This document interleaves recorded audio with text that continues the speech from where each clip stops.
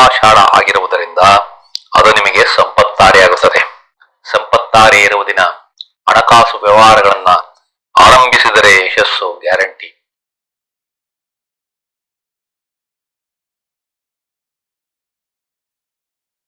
ಆತ್ಮೀಯರೇ, ತಮಗೆಲ್ಲ astro secret by Shiva ಚಾನಲ್ಗೆ ಆತ್ಮೀಯ ಸ್ವಾಗತ. ಆತ್ಮೀಯರೇ, ಜ್ಯೋತಿಷ್ಯ ಎಂಬ ಅದ್ಭುತ ವಿಷಯದ ಬಗ್ಗೆ ಹಲವಾರು ಅದ್ಭುತ ವಿಷಯಗಳನ್ನ ಈ ಚಾನಲ್ ಮುಖಾಂತರ ತಮ್ಮ ಮುಂದೆ ತರಬಯಸುತ್ತಿದ್ದೇನೆ. ಶಿವಪ್ರಕಾಶ್ ಆದ ನಾನು ಹಲವಾರು ವರ್ಷಗಳಿಂದ ಕಲಿತ ಜ್ಯೋತಿಷ್ಯದ ವಿಷಯಗಳನ್ನ ಈ ಚಾನಲ್ ಮುಖಾಂತರ ತಮ್ಮ ಮುಂದೆ ತರಲು ಬಯಸುತ್ತಿದ್ದೇನೆ. ಈ ದಿನ ಮೂಲಾ ನಕ್ಷತ್ರದ ಬಗ್ಗೆ ಸಂಕ್ಷಿಪ್ತವಾಗಿ ತಿಳಿದುಕೊಳ್ಳೋಣ. ಮೊದಲು ಮೂಲಾ ಜನ್ಮ ನಕ್ಷತ್ರದ ಶುಭ ಮತ್ತು ಅಶುಭ ನಕ್ಷತ್ರಗಳ ಪಟ್ಟಿಯನ್ನು ತಾವು ವೀಕ್ಷಣೆ ಮಾಡಿ. ಈ ಪಟ್ಟಿಯಲ್ಲಿ ಸಂಪತ್ತಾರೆಯಿಂದ ಪರಮಮಿತ್ರ ತಾರೆಯವರೆಗೆ 27 ನಕ್ಷತ್ರಗಳನ್ನ ಹಂಚಿಕೆ ಮಾಡಿ ಪಟ್ಟಿ ಮಾಡಲಾಗಿದೆ. ಇವುಗಳನ್ನ ತಾವು ಕೂಲಂಕುಷವಾಗಿ ಪರಿಶೀಲನೆ ಮಾಡಿ ತಿಳಿದುಕೊಳ್ಳಿ.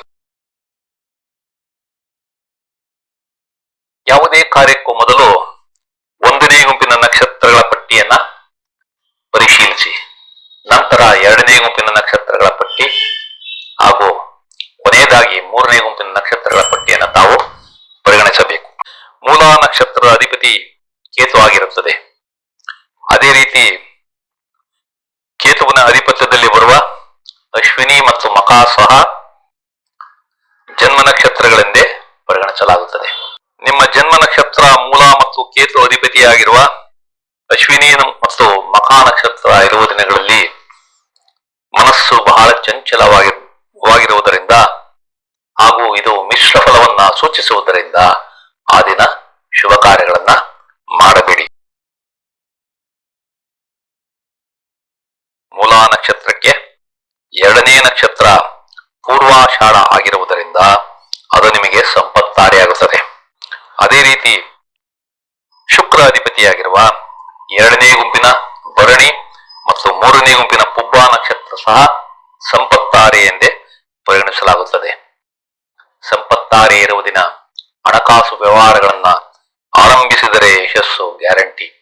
ಆದ್ದರಿಂದ ಮೂಲಾ ನಕ್ಷತ್ರದ ನೀವು ಶುಕ್ರ ಅಧಿಪತಿಯಾಗಿರುವ ಭರಣಿ, ಪುಬ್ಬ ಮತ್ತು ಪೂರ್ವಾಷಾಢ ನಕ್ಷತ್ರ ಇರುವ ದಿನಗಳಲ್ಲಿ ಶುಭ ಕಾರ್ಯಗಳನ್ನ ಮಾಡಿರಿ.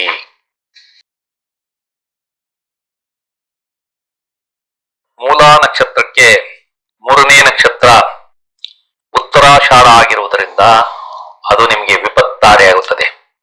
ಅದೇ ರೀತಿ ರವಿ ಅಧಿಪತಿಯಾಗಿರುವ 2ನೇ ಗುಂಪಿನ ಕೃತಿಕಾ ಮತ್ತು 3ನೇ ಗುಂಪಿನ ಉತ್ತರಾ ನಕ್ಷತ್ರ ಸಹ ವಿಪತ್ತಾರೆ ಎಂದೇ ಪರಿಗಣಿಸಲಾಗುತ್ತದೆ.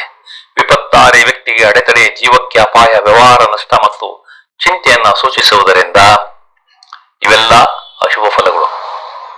ಆದ್ದರಿಂದ ಮೂಲಾ ನಕ್ಷತ್ರದ ನೀವು ರವಿ ಅಧಿಪತಿಯಾಗಿರುವ ಕೃತಿಕಾ, ಉತ್ತರ ಮತ್ತು ಉತ್ತರಾಷಾಢ ನಕ್ಷತ್ರ ಇರುವ ದಿನಗಳಲ್ಲಿ ಶುಭ ಕಾರ್ಯಗಳನ್ನ ಮಾಡಬೇಡಿ. ಮೂಲಾ ನಕ್ಷತ್ರಕ್ಕೆ 4ನೇ ನಕ್ಷತ್ರ ಶ್ರವಣ ಆಗಿರುವುದರಿಂದ ಅದು ನಿಮಗೆ ಕ್ಷೇಮತಾರಿಯಾಗುತ್ತದೆ. ಅದೇ ರೀತಿ ಚಂದ್ರ ಅಧಿಪತಿಯಾಗಿರುವ 2ನೇ ಗುಂಪಿನ ರೋಹಿಣಿ ಮತ್ತು 3ನೇ ಗುಂಪಿನ ಹಸ್ತ ನಕ್ಷತ್ರ ಸಹ ಕ್ಷೇಮತಾರೆ ಎಂದೇ ಪರಿಗಣಿಸಲಾಗುತ್ತದೆ. ಕ್ಷೇಮತಾರೆ ವ್ಯಕ್ತಿಗೆ ಗೌರವ, ಆರೋಗ್ಯ, ರೋಗಮುಕ್ತಿ ಮತ್ತು ಸೌಕರ್ಯಗಳನ್ನ ಸೂಚಿಸುವುದರಿಂದ ಇವೆಲ್ಲ ಶುಭ ಫಲಗಳು. ಆದರೂ ಮೂಲಾ ಜನ್ಮ ನಕ್ಷತ್ರದಿಂದ 27ನೇ ನಕ್ಷತ್ರ ಹಸ್ತ ನಕ್ಷತ್ರ ವಿನಾಶ ಮತ್ತು ವಿಧ್ವಂಸವನ್ನ ಸೂಚಿಸುವುದರಿಂದ ಆ ನಕ್ಷತ್ರದ ಅಧಿಪತಿಯಾದ ಚಂದ್ರನ ರೋಹಿಣಿ, ಹಸ್ತ ಮತ್ತು ಶ್ರವಣ ನಕ್ಷತ್ರ ದಿನಗಳಲ್ಲಿ ಬಹಳ ಹುಷಾರಾಗಿದ್ದು ಯಾವುದೇ ಶುಭ ಕಾರ್ಯವನ್ನು ಮಾಡಬಾರದು. ಮೂಲಾ ನಕ್ಷತ್ರಕ್ಕೆ 5ನೇ ನಕ್ಷತ್ರ ಧನಿಷ್ಠ ಆಗಿರುವುದರಿಂದ ಅದು ನಿಮಗೆ ಪ್ರತ್ಯಕ್ತಾರೆಯಾಗಿರುತ್ತದೆ. ಅದೇ ರೀತಿ ಕುಜ ಅಧಿಪತಿಯಾಗಿರುವ 2ನೇ ಗುಂಪಿನ ಮೃಗಶಿರ ಮತ್ತು 3ನೇ ಗುಂಪಿನ ಚಿತ್ತಾ ನಕ್ಷತ್ರ ಸಹ ಪ್ರತ್ಯಕ್ತಾರೆ ಎಂದೇ ಪರಿಗಣಿಸಲಾಗುತ್ತದೆ. ಪ್ರತ್ಯಕ್ತಾರೆ ವ್ಯಕ್ತಿಗೆ ತೊಂದರೆ, ದುಃಖ, ಶತ್ರು, ಮಾನಸಿಕ ಸೂಚಿಸುವುದರಿಂದ ಇವೆಲ್ಲ ಅಶುಭ ಫಲಗಳು. ಆದ್ದರಿಂದ ಮೂಲಾ ನಕ್ಷತ್ರದ ನೀವು ಕುಜ ಅಧಿಪತಿಯಾಗಿರುವ ಮೃಗಶಿರ, ಚಿತ್ತ ಮತ್ತು ಧನಿಷ್ಠ ನಕ್ಷತ್ರ ಇರುವ ದಿನಗಳಲ್ಲಿ ಶುಭ ಕಾರ್ಯಗಳನ್ನ ಮಾಡಬೇಡಿ. ಮೂಲಾ ನಕ್ಷತ್ರಕ್ಕೆ 6ನೇ ನಕ್ಷತ್ರ ಶತಭಿಷ ಆಗಿರುವುದರಿಂದ ಅದು ನಿಮಗೆ ಸಾಧಕಕಾರಿಯಾಗುತ್ತದೆ. ಅದೇ ರೀತಿ ರಾಹು ಅಧಿಪತಿಯಾಗಿರುವ 2ನೇ ಗುಂಪಿನ ಆರಿದ್ರ ಮತ್ತು 3ನೇ ಗುಂಪಿನ ಸ್ವಾತಿ ನಕ್ಷತ್ರ ಸಹ ಸಾಧಕ ತಾರೆ ಎಂದೇ ಪರಿಗಣಿಸಲಾಗುತ್ತದೆ. ಸಾಧಕ ತಾರೆ ವ್ಯಕ್ತಿಗೆ ಯಶಸ್ಸು, ಲಾಭ, ಭಗವಂತನ ಕೃಪೆ, ದೇವತಾರಾಧನೆ ಯಶಸ್ಸು ಎಂಬುದನ್ನು ಸೂಚಿಸುವುದರಿಂದ ಇವೆಲ್ಲ ಶುಭ ಫಲಗಳು. ಮೂಲಾ ನಕ್ಷತ್ರದ ನೀವು ರಾಹು ಅಧಿಪತಿಯಾಗಿರುವ ಆರಿದ್ರ, ಸ್ವಾತಿ ಮತ್ತು ಶತಭಿಷ ನಕ್ಷತ್ರ ಇರುವ ದಿನಗಳಲ್ಲಿ ಶುಭ ಕಾರ್ಯಗಳನ್ನ ಮಾಡಿರಿ.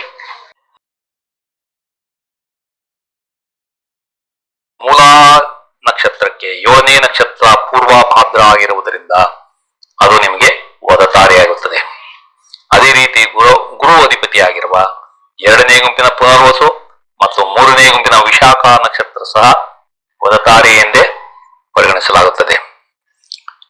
ಎಲ್ಲಾ ನಕ್ಷತ್ರಗಳಲ್ಲಿ ಅತಿ ಅಶುಭ ನಕ್ಷತ್ರವಾದ ವದತಾರೆ ವ್ಯಕ್ತಿಗೆ ಮರಣಕ್ಕೆ ಹತ್ತಿರವಾದ ತೊಂದರೆ, ವಿನಾಶ ಮತ್ತು ಮರಣ, ಅಪಾರ ತೊಂದರೆ, ವಕ್ರತೆ ಮತ್ತು ರಾಕ್ಷಸತ್ವ, ಅದೃಷ್ಟಹೀನತೆ, ಸಹಾಯ ನಿರಾಕರಣೆ ಎಂಬುದನ್ನು ಸೂಚಿಸುವುದರಿಂದ ಇವೆಲ್ಲ ಅಶುಭ ಫಲಗಳು. ಮೂಲಾ ನಕ್ಷತ್ರದ ನೀವು ಗುರು ಅಧಿಪತಿಯಾಗಿರುವ ಪುನರ್ವಸು, ವಿಶಾಖ ಮತ್ತು ಪೂರ್ವಭಾದ್ರ ನಕ್ಷತ್ರ ಇರುವ ದಿನಗಳಲ್ಲಿ ಶುಭ ಕಾರ್ಯಗಳನ್ನ ಮಾಡಬೇಡಿ.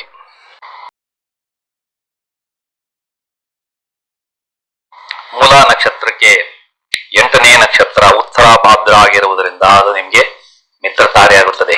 ಅದೇ ರೀತಿ ಶನಿ ಅಧಿಪತಿಯಾಗಿರುವ 2ನೇ ಗುಂಪಿನ ಪುಷ್ಯ ಮತ್ತು 3ನೇ ಗುಂಪಿನ ಅನುರಾಧ ನಕ್ಷತ್ರ ಸಹ ಮಿತ್ರತಾರೆ ಎಂದೇ ಪರಿಗಣಿಸಲಾಗುತ್ತದೆ. ಮಿತ್ರತಾರೆ ವ್ಯಕ್ತಿಗೆ ಸಂಪತ್ತು, ಗೌರವ, ಸ್ನೇಹಿತ, ಸಂಬಂಧ, ಒಪ್ಪಂದ, ಕಷ್ಟಕಾಲದಲ್ಲಿ ರಕ್ಷಿಸುವವರು ಮತ್ತು ಮನಸ್ಸು ಪರಿಶುದ್ಧವಾಗಿ ಸರಿಯಾದ ನಿರ್ಧಾರ ಸಾಧ್ಯ ಎಂಬುದನ್ನು ಸೂಚಿಸುವುದರಿಂದ ಇವೆಲ್ಲ ಶುಭ ಫಲಗಳು. ಮೂಲಾ ನಕ್ಷತ್ರದ ನೀವು ಶನಿ ಅಧಿಪತಿಯಾಗಿರುವ ಪುಷ್ಯ, ಅನುರಾಧ ಮತ್ತು ಉತ್ತರಾಭಾದ್ರ ನಕ್ಷತ್ರ ಇರುವ ದಿನಗಳಲ್ಲಿ ಶುಭ ಕಾರ್ಯಗಳನ್ನ ಮಾಡಿರಿ. ಮೂಲಾ ನಕ್ಷತ್ರಕ್ಕೆ 9ನೇ ನಕ್ಷತ್ರ ರೇವತಿ ಆಗಿರುವುದರಿಂದ ಅದು ನಿಮಗೆ ಪರಮಮಿತ್ರ ತಾರೆಯಾಗುತ್ತದೆ. ಅದೇ ರೀತಿ ಬುಧ ಅಧಿಪತಿಯಾಗಿರುವ 2ನೇ ಗುಂಪಿನ ಆಶ್ಲೇಷ ಮತ್ತು 3ನೇ ಗುಂಪಿನ ಜ್ಯೇಷ್ಠ ನಕ್ಷತ್ರ ಸಹ ಪರಮಮಿತ್ರ ತಾರೆ ಎಂದೇ ಪರಿಗಣಿಸಲಾಗುತ್ತದೆ. ಪರಮಮಿತ್ರ ತಾರೆ ವ್ಯಕ್ತಿಗೆ ಘನತೆ, ಪ್ರತಿಷ್ಠೆ, ಸೌಖ್ಯ, ನೆಮ್ಮದಿ, ಆಧ್ಯಾತ್ಮಿಕ ಬಾಂಧವ್ಯ, ಹಿಂಬಾಲಕರು, ಸಮಾಜ ಮತ್ತು ಅತಿ ಮುಖ್ಯ ಮಿತ್ರರನ್ನ ಸೂಚಿಸುವುದರಿಂದ ಇವೆಲ್ಲ ಶುಭ ಫಲಗಳು.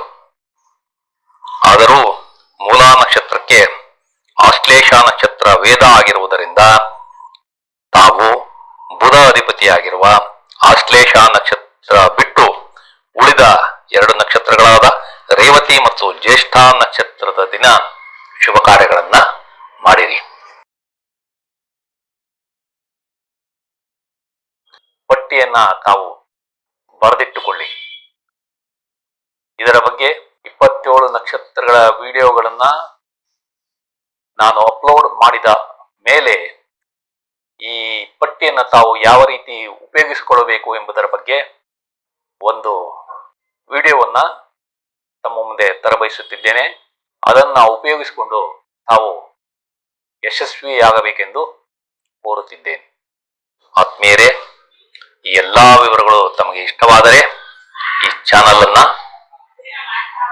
ಆದಷ್ಟು ತಮ್ಮ ಬಂಧು ಮಿತ್ರರಿಗೆಲ್ಲ ಶೇರ್ ಮಾಡಿ, ಸಬ್ಸ್ಕ್ರೈಬ್ ಮಾಡಿ ಪ್ರೋತ್ಸಾಹ ನೀಡಬೇಕೆಂದು ಕೋರುತ್ತಿದ್ದೇನೆ.